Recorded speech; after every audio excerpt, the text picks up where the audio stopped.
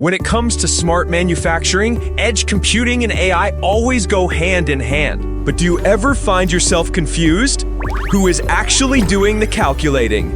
And who is getting smarter? Traditional cloud processing is too distant, causing latency when data travels back and forth.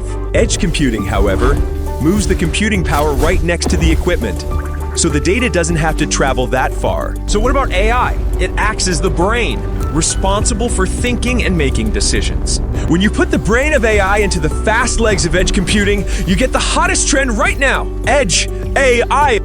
For example, in a lithium battery production line, if a voltage anomaly occurs, the local edge device uses AI to identify it and shut down the machine immediately. This kind of millisecond-level response is crucial. If we had to send data to the cloud and wait for a reply, the machine would be ruined by then. Without AI, edge computing isn't smart enough. Without edge computing, AI cannot be practically deployed. They are the ultimate power, couple inseparable.